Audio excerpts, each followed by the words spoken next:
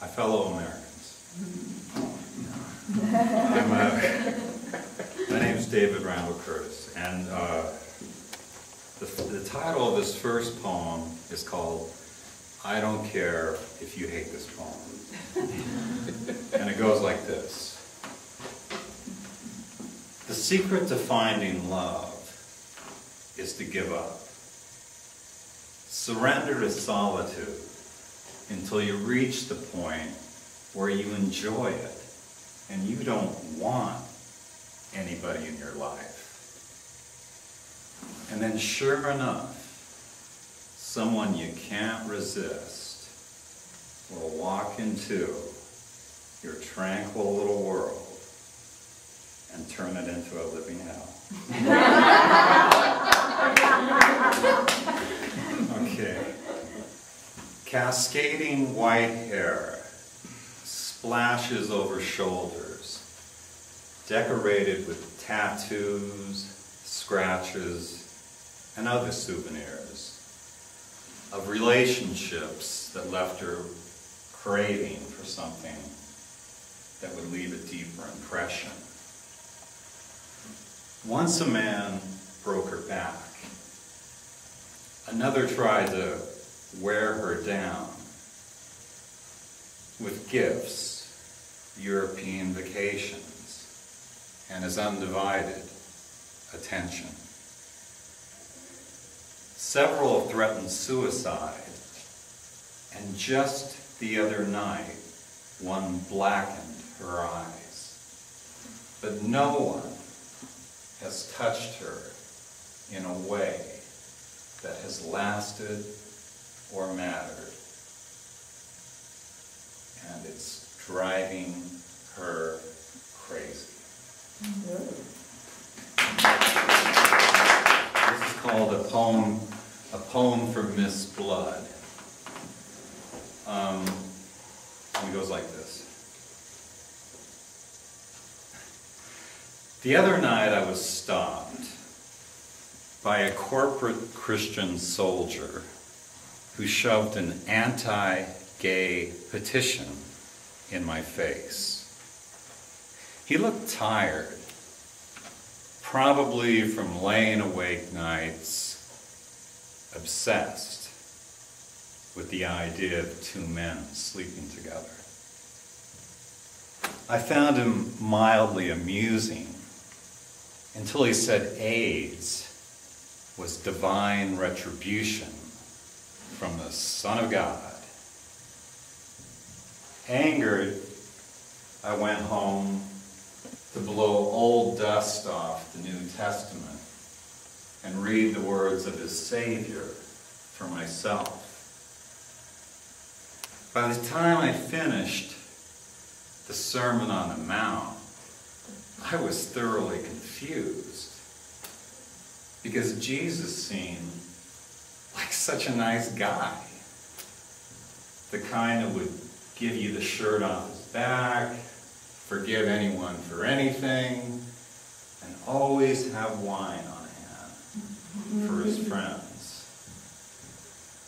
That evening I decided the biggest problem with Christ is he has bad management.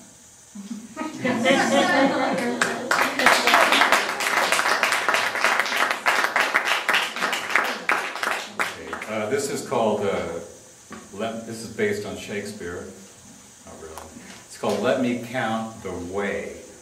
Not ways, but let me count the way. And it goes like this. I stroked her long black hair and asked, "Why do you love me?" She sighed, sipped some wine, and replied, "I don't know." I kept pressing for a reason until she finally said, "Well, I suppose it's because you make me laugh." I lit a cigarette, took a hit of her drink, laid back, and tried to prepare myself for the inevitable day when I run out of jokes.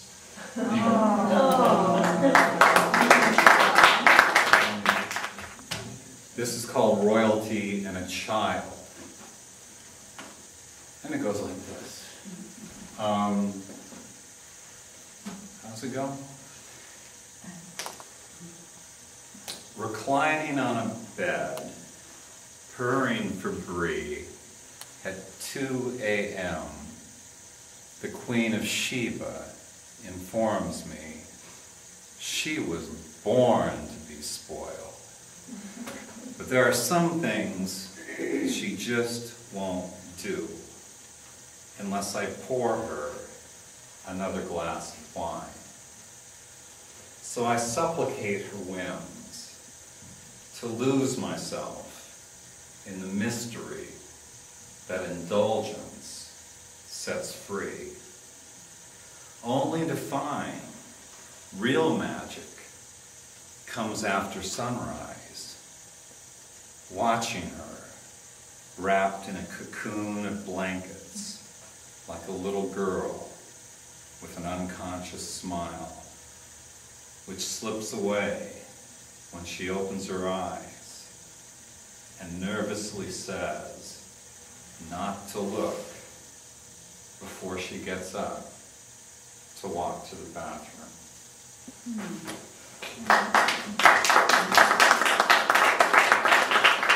It's called Do Not Duplicate.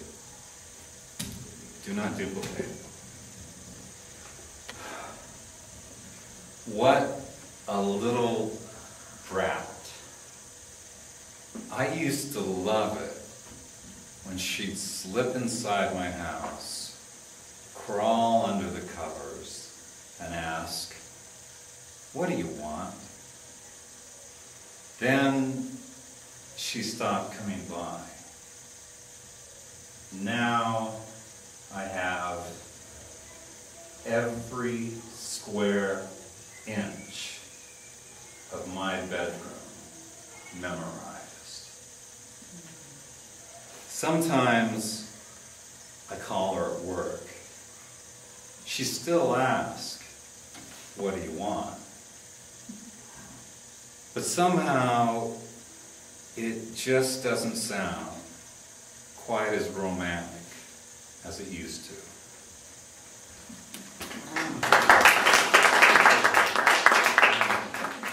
She's sunbathes on Venus. God is a woman. Only women can achieve mood swings of biblical proportions. Create mankind, then try to destroy it. Get so jealous, a commandment is made not to worship another. And finally promise undying love, only to damn us to hell if the feeling isn't mutual. Much like I endured when my better half threw me out for good. God is a woman. Don't take it on faith. Take it from me. I should know. I'm the devil.